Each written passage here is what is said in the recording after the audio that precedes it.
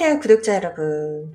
현재 역대급 태풍 흰남노가 한반도를 향해 다가오고 있다고 하는데요.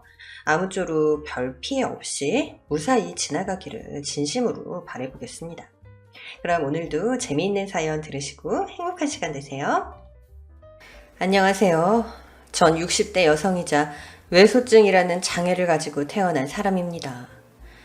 흔히들 난쟁이라 불리는 장애인이죠. 전 평생을 사람들의 따가운 시선을 느끼며 살아왔는데요. 제가 살아온 인생을 글로 적으면 책 한 권도 모자랄 겁니다.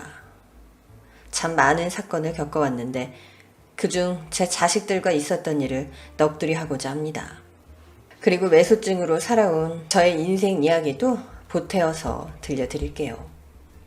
아마 어느 채널에서도 저보다 비극적인 삶을 산 사람은 없을 것 같으니 제 사연에 귀를 기울여 주시면 감사하겠습니다.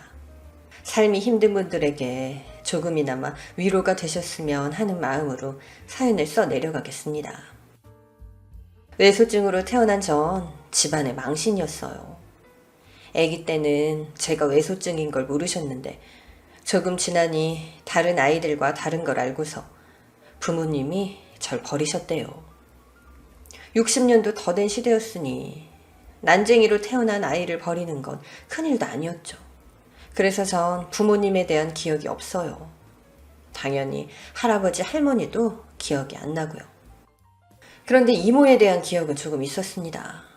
모두 절 버렸는데 이모가 키워주셨던 기억이 아직도 새록새록 떠오르거든요.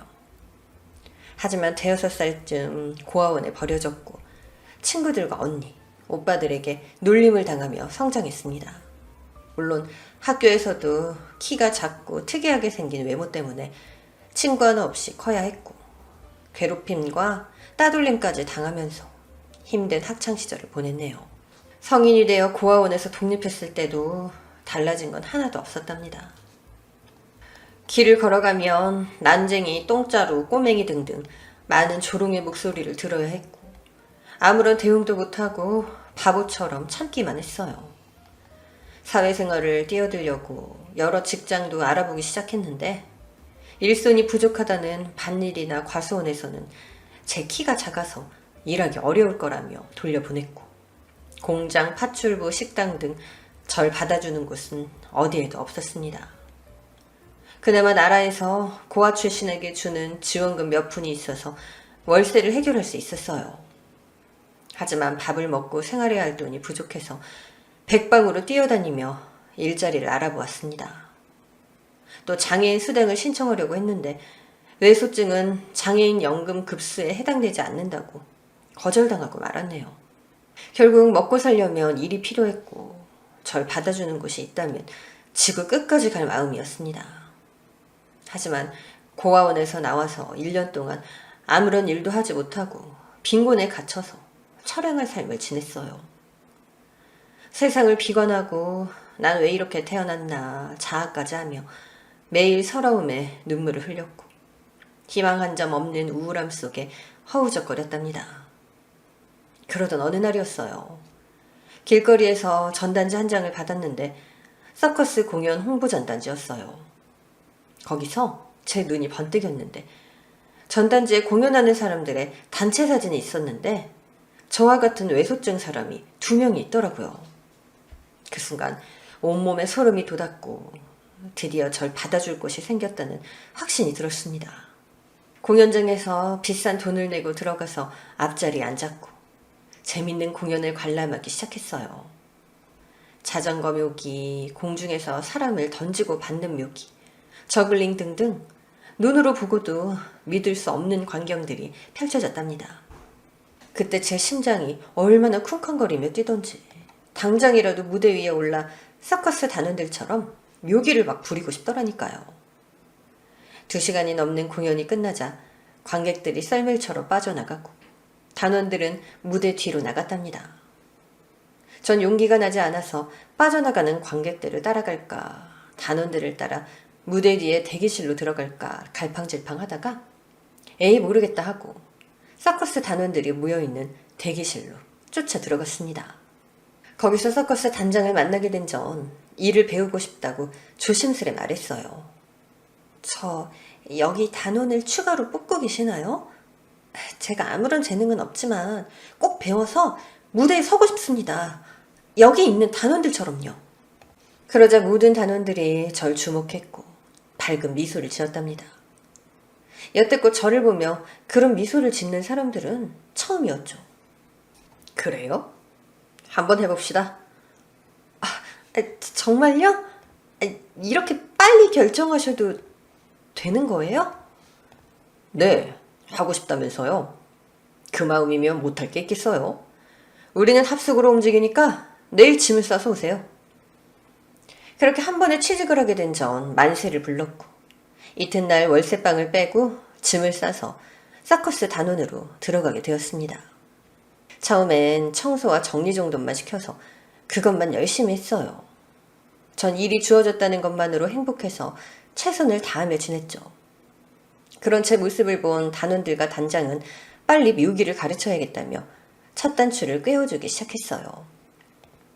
제가 처음 배우게 된 묘기는 볼링핀 3개로 던지고 받고 하는 저글링이었습니다. 관객석에서 볼 때는 쉬워 보였는데 직접 체험해보니까 보통 어려운 게 아니더라고요. 며칠 동안 손에 물집이 잡히고 터질 때까지 한 번을 성공하지 못했답니다. 한 달 가까이 지나서야 몇 번의 저글링을 성공하긴 했지만 무대에 오를 수준이 아니어서 계속 무대 뒤를 지켜야 했네요. 그렇게 석 달이 더 지나고 나서야 단원들만큼은 아니지만 흉내를 낼 수준으로 도달했고 저글링 말고도 인간 탑쌓기, 공중 그네까지 타며 실력을 쌓게 되었어요. 그래도 단장은 아직 무대에 오를 때가 아니라면서 더 열심히 훈련해서 단원들과 비등한 실력이 되어야만 한다고 강조했습니다. 전 무대에 오르지 못해서 돈을 아주 조금은 받았기 때문에 악착같이 훈련해서 무대에 빨리 오르려고 무던히 애를 썼어요.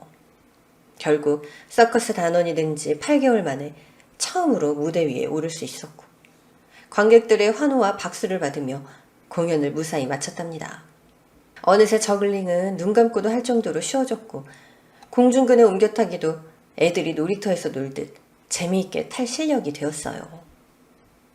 무대에 오르고 나니 제가 버는 수입은 점차 늘어났고 1년 뒤에는 웬만한 회사 부장 월급과 맞먹을 정도가 되었답니다. 그래서 언제 빈곤했는지 까먹고 여유롭고 재미난 삶을 살 수 있었죠. 하지만 서커스 단원일 때나 박수를 받는 사람이지 홀로 길을 걸으면 여느 때처럼 비수거를 섞은 놀림을 받아야 했고 동정과 연민의 눈빛까지 받았답니다. 그리고 제가 버림받은 인생을 살아서인지 결핍이 심하게 있어서 누군가와 애틋한 사랑 한번 하는 게 마지막 소원이었어요. 그런데 누가 저같이 생긴 여자를 좋아하겠어요. 전 이번 생은 사랑 한번 못 받고 광대로 살다가 팔자구나 하고 스스로에게 선고를 내리고 사랑 욕심을 버리려고 했답니다. 그런데 25이 되던 해에 말도 안 되는 일이 벌어졌어요. 관람객 중 멋진 한 남자가 무대 뒤로 와서 저에게 꽃다발을 내미는 거예요. 이에 전 당연히 사람을 잘못 봤구나 하고 손을 저으며 말했답니다. 누굴 찾는지 모르겠지만 사람을 잘못 보셨나 봐요. 아닌데요? 무대에서 멋진 공연을 보여준 당신한테 드리는 겁니다. 네? 지금 장난하시는 거죠? 장난이라뇨. 사나이 진심을 장난으로 보시면 곤란합니다. 아까 무대 MC가 김정숙 씨라고 호명하던데. 정숙 씨, 저 정숙 씨 공연을 보고 반했습니다. 제 마음을 받아주세요. 전 당황하고 의심이 들어서 꽃다발을 받지 않고 있는데 동료 단원들이 환호성을 지르며 박수갈채를 보냈습니다. 그러자 남자는 얼굴이 붉어지며 다시 한번 저에게 고백의 말을 전했어요. 그제야 그 남자가 진심인 것 같다는 느낌이 들어 꽃다발을 받게 되었고 난생 처음 애인이 생겼습니다. 첫 데이트를 하게 된 날 애인과 놀이공원을 갔는데 사람들의 시선은 역시나 저를 집중했고 예상대로 조롱하는 목소리가 들렸어요. 그런데 애인이 그런 조롱의 말을 뱉은 사람 하나하나에 대놓고 화를 내며 멱살을 잡았습니다. 당장 내 애인한테 사과해. 남들과 좀 다르다고 그따위 막말 들어도 되는 사람 아니라고. 알겠어요. 죄송합니다. 이것 좀 놔주세요. 그 모습이 얼마나 멋져 보이던지 감동의 눈물까지 나더라고요. 제가 하고 싶던 말을 늘 참고 있었는데 애인이 대신해주니 속이 시원하기도 했고요. 그런 행복한 데이트는 계속되었고 어느새 저희는 결혼 이야기까지 주고받게 되었습니다. 자기야, 우리 이제 결혼하자. 결혼? 너무 설레는 말이네. 그런데 자기 부모님이 날 허락하실까? 물론이지. 자기처럼 예쁘고 사랑스러운 여자가 또 어딨다고 반대를 하겠어. 겁먹지 말고 오빠만 따라와. 전 애인의 말만 믿고 시댁으로 인사하러 갔습니다. 시댁은 오래되고 작은 집이었어요. 홀로 계신 예비 시어머니가 보였는데 누워 계신 채로 인사를 하시더군요. 어서 와요. 얘기 많이 들었어요. 서커스 하는 아가씨라고? 듣던 대로 예쁘네. 그쵸, 엄마? 자기야, 내가 뭐랬어. 분명히 자기를 좋아하실 거라고 했잖아. 고맙습니다, 어머님. 그런데 어디 많이 편찮으신가 봐요. 내가 젊어서 고생을 좀 했더니 허리와 무릎을 거의 쓰질 못해요. 거동이 불편해서 화장실도 못 가고 있네요. 며느리 될 사람한테 이런 꼴을 보이니 너무 미안하네. 그래도 걱정 마요. 아가씨가 날 돌볼 필요는 없어요. 그렇게 말씀하시는데 그동안 제가 버림당해왔던 순간들을 회상하며 시어머니와 인연이 된다면 제 손으로 돌봐드려야겠다 다짐했습니다. 그런데 전 시어머니가 유일한 식구인 줄 알았는데 옆방에서 애기 울음소리가 들렸어요. 문을 열었더니 애기 둘이 나란히 누워있었고 보모로 보이는 늙은 여자가 분유를 타는 모습이 보였습니다. 어머, 이 애기들은 누구야? 애인이 머리를 극적이며 어려운 말을 꺼냈습니다. 자기야, 사실은 말이야. 나한테 2살 된 아들하고 갓 돌진한 아들이 있어. 이제야 말해서 정말 미안해. 사실은 몇 년 전 결혼을 한 적이 있어. 전처는 아들 둘을 낳고 다른 남자와 바람이 나서 날 버리고 떠났어. 많이 놀랐지? 애인의 말대로 전 매우 놀랐습니다. 이혼남인 걸 까맣게 모르고 있었는데 애가 둘이나 있으니 머릿속이 복잡해지더라고요. 그래서 전 결혼의 생각을 더 해보겠다고 말하고 도망치듯 그 집에서 나와버렸답니다. 그이는 진작 말하지 못해 미안하다고 연신 사과를 하며 염치 없지만 절 아내로 맞이하고 아이들의 엄마가 되어주면 좋겠다고 연신 청혼을 했네요. 생각에 잠긴 전 과거를 또다시 떠올렸고 부모에게 버림받고 이모가 고아원에 버린 것까지 생각나더라고요. 그래서 애기들이 무슨 죄가 있나 싶은 생각이 들었고 엄마가 돼주고 싶은 마음이 생겼습니다. 게다가 지금 애인을 진심으로 사랑했고 그이가 아니면 다시는 사랑받지 못하고 평생 외롭게 살 것 같았죠. 그래서 전 그와 결혼을 결심하게 되었고 2 아들의 엄마가 되기로 결론을 내렸답니다. 얼마 뒤 저희는 결혼식을 생략하고 제가 시댁으로 들어가는 것으로 부부의 인연을 맺게 되었어요. 전 서커스 단원으로 일하며 돈을 벌기도 했고 시어머니 시중을 드는 며느리로 핏덩이 아들들의 엄마로 지냈답니다. 시어머니의 똥오줌을 받아내는 건 물론이고 식사를 직접 떠먹여 드리기까지 하며 친딸처럼 대해드렸고 아들들에게는 매일 업어주고 안아주고 아낌없는 사랑을 퍼부어 주었죠. 그런 제 모습을 본 남편은 세상에 저 같은 여자를 만나게 된 것이 큰 행운이라며 자기가 과거에 큰 업적을 이룬 위인이었을 거라고 좋아했습니다. 남편의 직업은 공사장 인부였는데 벌이가 많지 않아서 제가 서커스 공연으로 버는 돈으로 식구들을 부양하고 생계를 유지할 수 있었답니다. 가족이 생긴 저에게는 돈보다 사랑이 더 소중했기 때문에 아깝다는 생각이 단 한 번도 들지 않았죠. 제가 가장 역할까지 도맡아 하는 게 안쓰러웠는지 그이는 저에게 한 가지 제안을 했어요. 여보, 당신 몸이 3개라도 모자랄 판이네. 엄마 모시랴 애들 키우랴 서커스 공연까지 하느라 너무 힘들겠어. 그래서 말인데 내가 사업을 하나 해서 당신을 쉬게 하는 건 어떨까? 내가 생각했던 사업이 있는데 아이템도 좋고 실패할 일도 없거든. 당신이 처음에만 도와주면 될 것 같아. 사업? 난 그냥 이대로 사는 것도 나쁘지 않은데. 좀 피곤하지만 공연이고 살림이고 다 책임질 수 있어. 에이, 당신 혼자만 고생하는 것 같아. 미안해서 그러지. 내가 하는 노가다도 일거리 없는 날이 태반인데 가장이라는 사람이 계속 마누라 덕만 보고 살면 되겠어? 당신 짐을 하나 내려주고 싶어서 그러니까 긍정적으로 생각해봐. 듣고 보니 남편 말이 일리 있게 들렸어요. 가장은 남편인데 여자인 제가 계속 가장 노릇을 할 수도 없고 나중에 애들이 더 크면 학교도 보내야 하고 뒷바라지를 해줘야 하니 언젠가는 서커스를 놓아야 할 시기가 올 거라는 생각이 들었죠. 그래서 남편이 하고 싶다는 철물 사업을 시작하도록 제가 모은 돈 거의 전부를 주었습니다. 그이는 트럭 한 대를 사고 공사장에 들어가는 자재들을 납품하며 돈을 벌기 시작했죠. 그래서 형편은 전보다 좋아지는 것 같았고 저도 서커스를 그만둬도 될 것 같았어요. 여보, 이제 서커스 그만둘까? 내가 집에 붙어서 어머님이랑 애들을 쭉 돌봐드리는 게 어때? 벌써? 아이, 당신 서커스에 애정이 크잖아. 그러지 말고 조금만 더 보모를 쓰도록 하고 당신이 나이가 들면 그만두는 게 어때? 그이는 지난번 말과 달리 계속해서 돈을 벌려고 하더군요. 사업도 잘 되고 돈도 잘 버는 것 같았는데 말이죠. 여하튼 저야 공연하는 순간이 행복하니 계속해서 서커스 단원으로 성실히 일했답니다.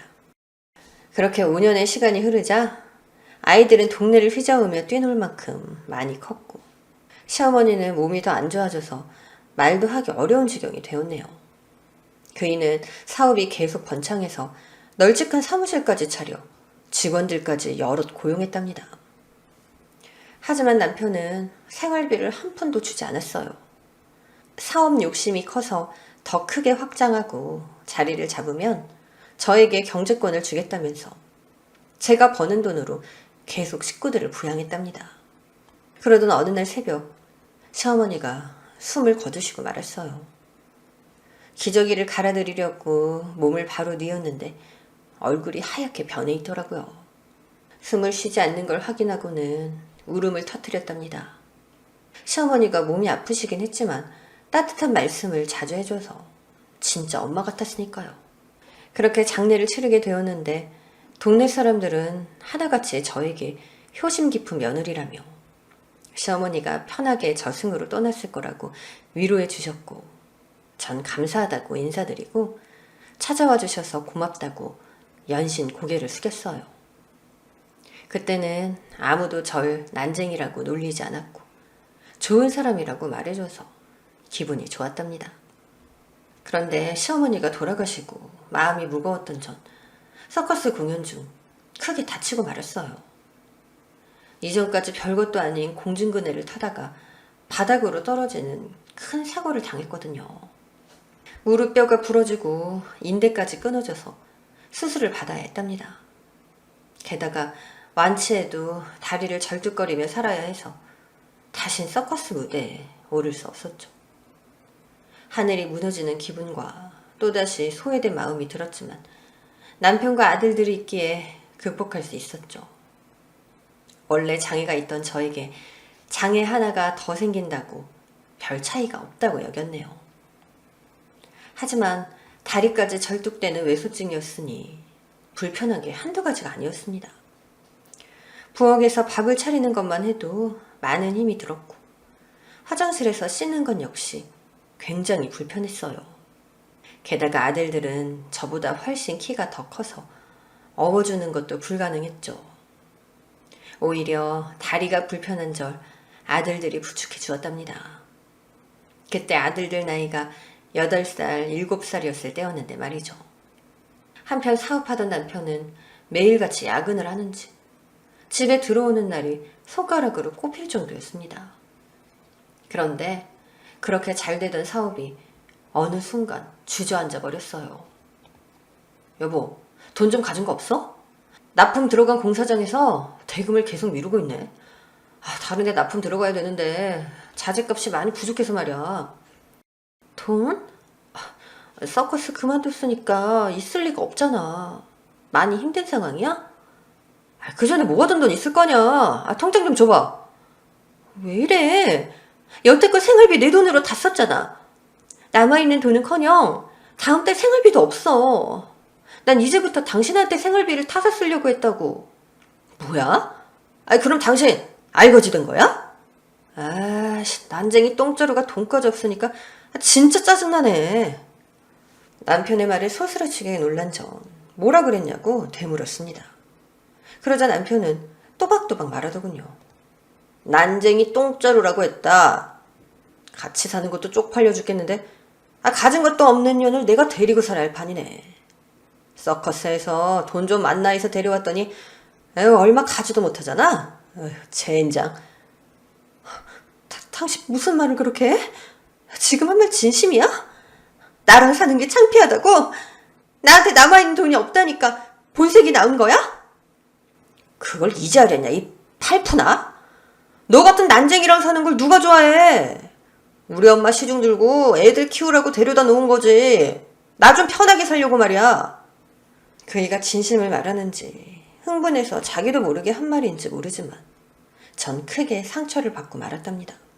그리고 더 기가 막힌 건 남편 사업이 주저앉은 건 대금이 들어오지 않아서가 아니라 바람 피우는 여자한테 쏟아붓느라 돈을 실컷 까먹었다고 이웃들이 전하더라고요. 저더러 바보처럼 왜 아직도 같이 사느냐며 피 한 방울 섞이지 않은 애들을 왜 키워주냐고 충고했답니다. 그래서 전 남편에게 바람 피우고 있던 것이 맞냐고 물었더니 아주 당당하게 그렇다고 대답하더라고요. 저 같은 여자와 살면서 바람 피우지 않을 남자가 이 세상에 어디 있냐고 끔찍한 말까지 했답니다. 전 이제라도 이혼을 해야겠다고 판단했고 며칠 동안 집에 들어가지 않았어요. 그리고 구청에 들러서 이혼 서류를 한 장 받아 집으로 돌아왔어요. 남편은 돈만 늘름 먹고 도망간 상간녀 욕을 하며 술을 퍼마셨고 애들은 저 없는 동안 굶었는지 제 얼굴을 보자마자 밥을 달라고 투정을 부렸답니다. 그래서 아이들에게 먼저 밥을 차려주고 남편과 이혼 도장을 찍기로 했는데 아들들이 밥 먹고 저를 보며 환한 미소를 짓는데 미치겠더라고요. 이렇게 사랑스러운 자식들을 두고 떠날 생각을 하니 가슴이 미어졌습니다. 그리고 제가 버림당했던 것처럼 똑같이 아이들을 버릴 용기가 나지 않았어요. 결국 이혼 서류를 제 손으로 찢어버리고 다시 엄마와 아내의 자리를 지키기로 결정했습니다. 술 취한 남편은 몇 주 만에 정신을 차렸는지 다시 공사장 인부로 들어가서 일하게 되었고 저에게 함부로 했던 말들은 다신 하지 않았어요. 저희 부부는 화해나 사과도 없이 아무 일도 없던 것처럼 똑같이 지내게 되었네요. 며칠 뒤부터는 저도 아이들의 미래를 위해 돈을 벌어야겠다는 생각에 서커스단에 들어가 청소와 빨래 등 허드렛 일을 하며 돈을 벌기 시작했습니다. 제 인생이 와르르 무너진 건 모두 제가 선택한 것이기 때문에 누구의 탓도 하지 않고 살아갔어요. 그렇게 강산이 2번 바뀌며 전 환갑을 바라보는 나이가 되었습니다. 아들 둘은 어느새 건장한 청년이 되어 독립했고 각자 짝이 있어 결혼까지 준비하게 되었죠. 그런데 얼마 지나지 않아 남편이 폐암 말기를 선고받았답니다. 입에 담배를 달고 다니는 사람이라 크게 놀랍진 않았네요. 제가 아무리 끊으라고 말려봐도 귓등으로만 듣더니 결국 담배로 죽음을 맞게 되었어요. 그땐 참 남편이 밉기도 했지만 유일하게 절 사랑해준 남자라 슬프기도 했습니다. 전 남편의 죽음으로 아들들에게 고백 하나를 하고 싶었어요. 제가 친모가 아니라는 걸 말이죠. 평생 비밀로 할까 했지만 자식들도 알고 있어야 할 권리가 있다고 생각해서 제가 계모라는 걸 밝혔습니다. 그러자 아들 둘은 몹시 놀란 얼굴이었는데 이제 와서 그게 뭐가 중요하냐며 끝까지 모자지간으로 지내자고 하더군요. 그제야 제가 모든 건 실패했지만 자식 농사는 제대로 지었구나 싶었답니다. 몇 달 뒤 큰아들이 결혼할 여자를 데려왔고 전 반갑게 맞아주었어요. 식사를 마치고 아들이 담배를 피우러 나가자 예비 며느리가 저에게 할 말이 있다며 말문을 열었습니다. 어머님, 결혼식장에서 절대 일어나지 마세요. 끝날 때까지요. 하객들이 어머님을 보면 다들 저 무시할 거예요. 아무리 세상이 변했다고 해도 난쟁이가 시어머니라고 하면 손가락질해요. 얘야, 난쟁이라니. 너 무슨 말을 그렇게 하니? 그리고 내가 네 채통을 지켜주자고 가만히 앉아있으라고? 안 되겠다. 내 아들한테 가서 네가 한 말을 일러야겠다. 어머님 아들도 저랑 같은 마음이에요. 저더러 대신 말하라고 자리를 비켜준 거라고요. 어차피 친아들도 아니라면서요. 그이가 마음 같아선 혼주석을 비울까 하다가 어머님이 불쌍하다면서 결혼식에 끼워주자고 한 거예요. 그 말에 전 심장이 밖으로 튀어나오는 줄 알았습니다. 제 아들이 절 그렇게 생각했다는 것에 화도 났고 며느리라는 게 제 머리 위에 앉아서 막말을 짓거려 대는데 우라통이 터지더군요. 결국 제 분을 못 이기고 머리에 수건을 동여매고 자리에 누워버렸습니다. 아들과 며느리가 어떻게 떠났는지 쳐다도 보지 않았죠. 그리고 얼마 뒤 결혼식 당일날 가지 않겠다고 마음을 먹었는데 그게 역시나 바보처럼 가고 말았어요. 아무리 미워도 자식이고 제가 키운 녀석이 백년 가약을 맺는데 제 눈으로 보지 않으면 한이 맺힐 것 같더라고요. 그래서 며느리가 당부한 대로 혼주석에 가만히 앉아서 아들의 결혼식을 보게 되었습니다.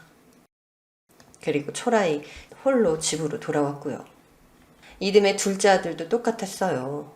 며느리들은 약속이라도 했는지 하나같이 절 부끄럽고 창피하게 여겼습니다. 게다가 친엄마가 아닌 걸 강조하며 거리를 두려고 했네요. 여하튼 아들 둘을 장가 보냈더니 절 한 번도 찾아오지 않더라고요. 안부전화 역시 마찬가지였고요. 그래서 자식들과의 인연이 여기까지인가 보다 하며 외로운 노년을 맞게 되었죠. 그렇게 3년이 지났을까. 콧배기도 보이지 않던 자식들과 며느리들이 함께 제 집으로 찾아왔습니다. 부모라는 게 참 웃기더군요. 미워하려고 마음을 먹었는데 자식들 얼굴을 보자마자 얼마나 행복하고 기쁘던지. 전 쩔뚝대며 걸어가 아들들 품에 안겼답니다. 아유, 보고 싶었다 얘들아. 그동안 잘 지냈니? 엄마 미안해요. 동생이랑 같이 온다 했는데 이제 오게 됐네요. 그동안 먹고 사느라 여념이 없었어요.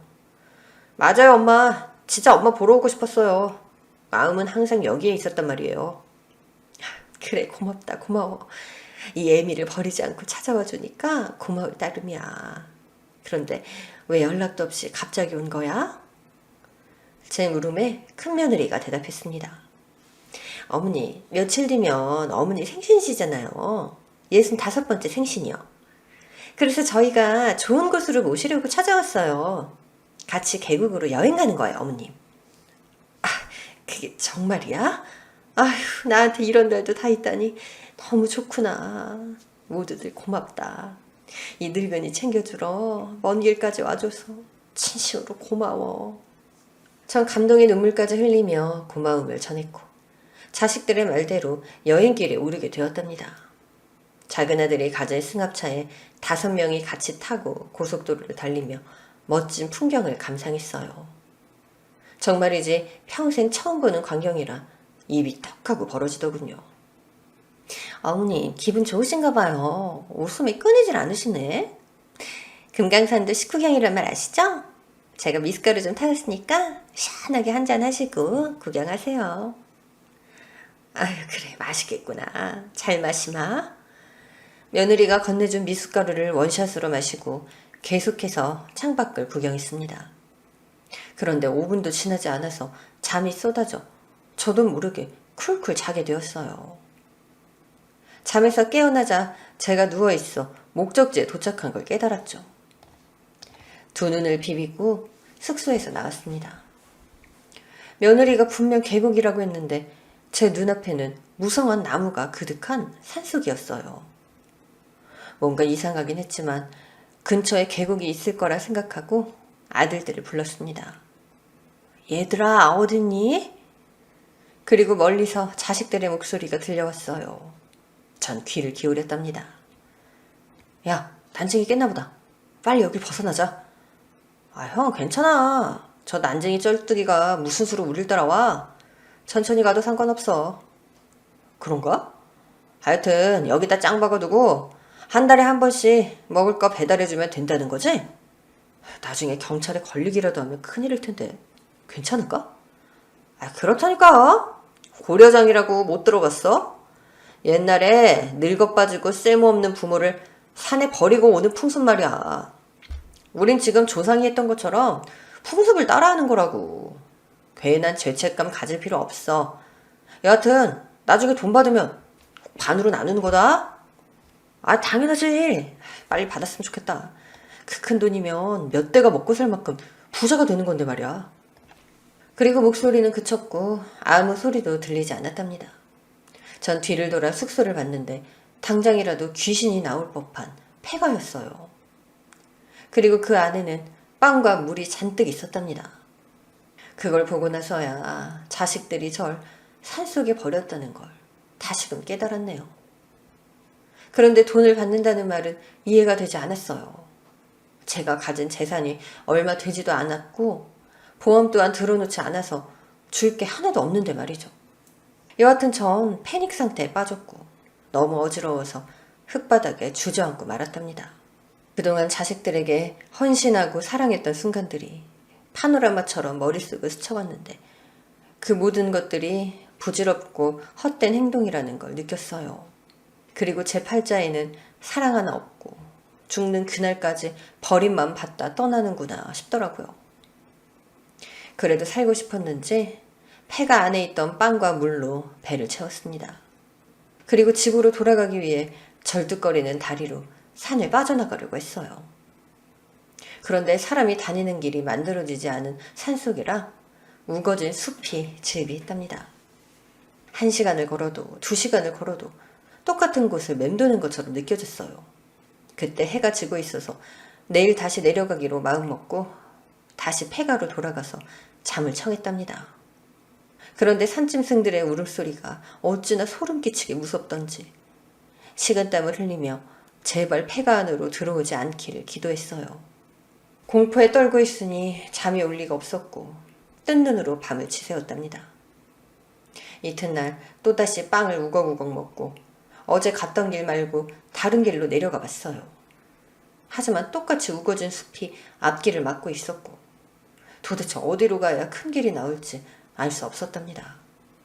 몇 날 며칠을 산에서 내려갔다가 돌아오기를 반복하며 지칠 대로 지친 전 자포자기하고 말았어요. 제가 전생에 큰 죄를 지어서 평생을 이렇게 사는구나 하고 타협하고 폐가에서 처량하게 지냈답니다. 핸드폰도 없고 시계도 없어서 며칠이 지났는지도 모를 만큼의 시간이 흘렀어요. 자식들이 한 달에 한 번 찾아온다고 했으니 그날이 되면 이 산속에서 꺼내달라고 빌 생각이었죠. 그런데 잠시 후 숲을 지나는 짐승의 소리가 들려와서 재빠르게 폐가로 들어가 몸을 숨겼습니다. 하지만 짐승은 폐가 앞까지 걸어오더라고요. 숨을 죽인 채 공포에 떨고 있는데 사람 목소리가 들렸습니다. 언니, 정숙이 언니! 누군지 몰라도 산짐승이 아니라는 것에 안도의 한숨을 내쉬었어요. 그리고 폐가 문을 열고 저를 부른 여자와 시커먼 남자 여럿과 마주하게 되었답니다. 누구세요? 제 아들이 보냈나요? 한 달째 식량을 가지고 온 거예요? 이봐요, 그러지 말고 절 좀 이 산속에서 꺼내주세요. 역시 맞구나. 언니 자식들이 여기에 가둔 거였어. 이제야 퍼즐이 맞춰지네. 당신은 도대체 누구세요? 제 물음에 여자는 사진 한 장을 건넸습니다. 그 사진 속에는 제 이모와 저, 그리고 사촌 동생이 나란히 웃고 있었어요. 언니, 나야, 경미. 사촌 동생 경미라고. 그제야 제 앞에 있던 여자가 누군지 떠올랐습니다. 어릴 적 제 뒤를 졸졸 쫓아다니던 꼬맹이 소녀라는 걸 말이죠. 경미? 네가 정말 경미란 말이야? 그렇다니까. 내가 언니 찾으려고 얼마나 고생한 줄 알아? 어휴, 이게 다 무슨 상황인지 모르겠다. 이모가 날 고아원에 버리는 게 60년 가까이 됐는데 이모 딸이 갑자기 내 앞에 나타났다고? 그것도 내 자식들이 버린 산속에? 이게 다 무슨 일이야. 머릿속이 복잡한 전 질문들을 마구 쏟아냈어요. 그러자 사촌동생 경미가 흥분을 가라앉히라고 하더군요. 언니, 처음부터 이야기해줄게. 우리 엄마, 그러니까 언니 이모가 말이야, 언니를 버린 적이 없어. 언니를 잃어버린 거라고. 10수년 동안 찾아 헤맸는데 언니를 찾는데 실패했어. 그렇게 쭉 살다가 작년에 암에 걸리셨어. 연세가 많으셔서 거의 시한부나 다름없었지. 엄마는 곧 돌아가실 걸 예감하시고 나한테 유언을 남기셨어. 바로 언니를 찾으라고 말이야. 그래서 엄마의 유산을 똑같이 나눠주라고 일렀어. 그래서 작년부터 언니를 찾으려고 흥신소 여러 곳에 의뢰를 했고 얼마 전에 언니의 아들을 찾게 된 거야. 난 엄마의 유언을 전했고 빨리 만나게 해달라고 했어. 그런데 언니 큰아들이 말하길 언니가 이미 세상을 떠나고 없다는 거야. 그러니 언니 유산을 자기한테 달라고 하더라고. 그런데 내가 엄마처럼 사업하는 사람이다 보니까 사람 보는 눈이 좀 있어서 여기 뒤에 있는 사람들한테 뒷조사를 시켰지. 그리고 며칠 뒤 언니 큰아들 차 안에 심어둔 도청기를 회수해서 들어봤더니 빙고! 언니는 살아있었고 자식들이 돈을 가로채려고 죽었다고 거짓말을 한 걸 알게 된 거야. 전 혼란스러웠지만 결국 또 돈 때문에 이 지경이 됐다는 걸 알고 나서 좌절하고 말았습니다. 그래서 아들놈들과 며느리들이 짜고서 나를 고려장을 치른 거야? 이 깊은 산속에? 맞아. 도청기에 녹음된 산 이야기가 나와서 여러 사람 시켜서 이잡듯이 뒤졌어. 그리고 지금에서야 언니를 찾게 된 거지. 모든 걸 알게 되자 온몸에 기운이 빠졌습니다. 전 경미에게 돈 같은 건 필요 없으니 이 산속에서만 꺼내달라고 부탁의 말을 전했네요. 걱정 마. 이제부터 내가 언니 보호자야. 일단 여기서 나가고 할 일이 있어. 무슨 일? 차차 설명할게. 실장님, 저희 언니 좀 안고 산에서 내려가도록 해주세요. 이윽고 건장한 남자가 절 번쩍 안아들었고 경미와 함께 온 남자들과 산속을 빠져나가기 시작했습니다.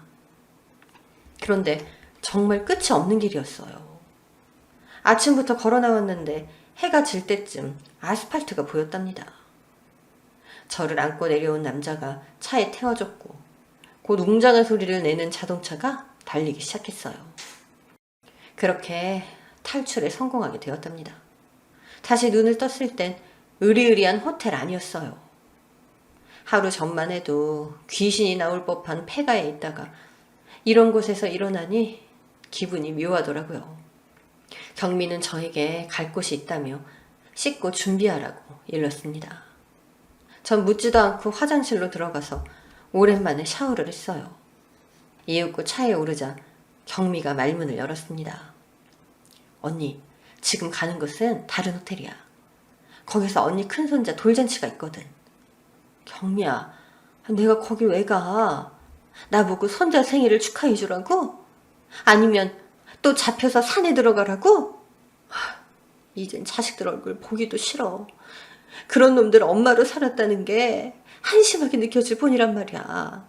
차 돌려. 언니, 누가 축하해 주래? 가서 잔치상을 뒤집어 엎어버리잔 말이야. 그 자식들이 언니한테 한 짓에 대한 대가를 치르게 해주자고. 나만 믿고 하고 싶은 대로 해. 알겠지?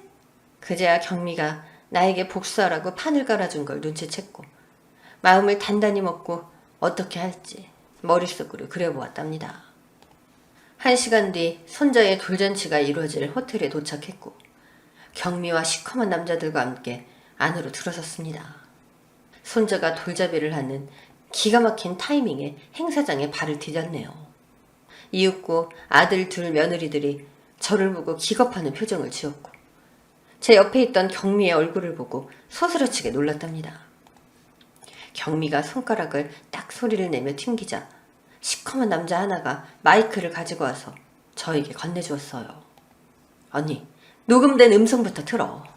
하객들한테 이 인간들이 어떤 놈들인지 알려야지. 그래. 경미의 말대로 녹음기를 켜고 마이크에 가져다 댔습니다. 그러자 큰아들과 작은아들이 저에게 달려드는데 경미가 데리고 온 시커먼 남자들이 한 손으로 제압해버렸습니다. 그리고 음성이 마이크를 타고 스피커에서 울리기 시작했어요. 제 아들 둘이 절 죽은 사람으로 만들고 이모의 재산을 받으려고 했던 계략과 산속에 가둬둔 끔찍한 대화가 흘러나왔죠. 그러자 하객들은 경악했습니다.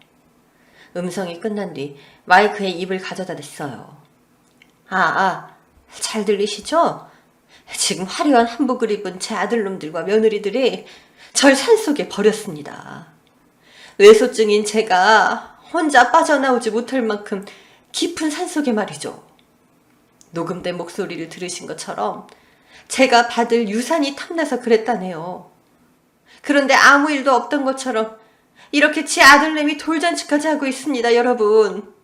이런 인간, 아니 이런 짐승들 파티에서 즐기고 싶으세요? 아니면 저것들한테 돌을 던지고 싶으세요? 전 마이크를 내려놓고 테이블에 올려진 초밥 하나를 아들을 향해 던졌습니다. 그러자 하객들 하나둘씩 손에 음식을 들고 아들놈들과 며느리년들에게 던지기 시작했어요.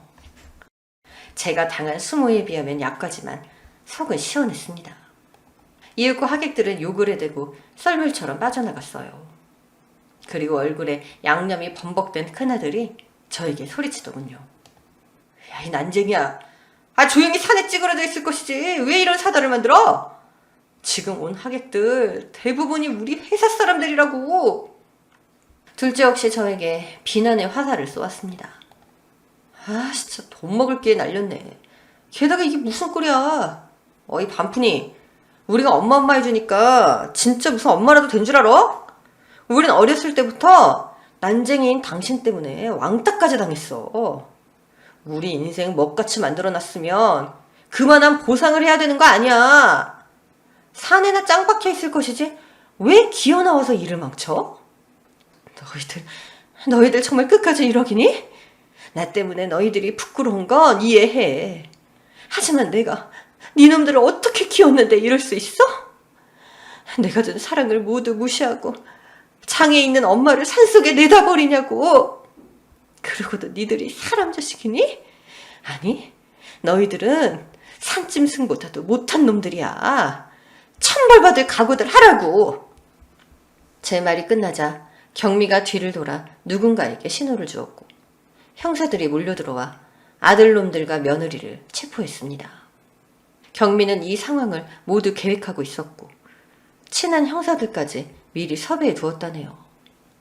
그래서 제가 복수하는 상황을 끝까지 기다렸답니다. 결국 제 자식놈들은 쇠고랑을 차게 되었고 납치와 감금, 범죄 공모 등 여러 죄목으로 감옥에 들어가게 되었습니다. 그렇게 저와 자식들은 연이 끝나고 말았네요. 그리고 전 경미의 부탁대로 경미와 함께 살기로 했답니다.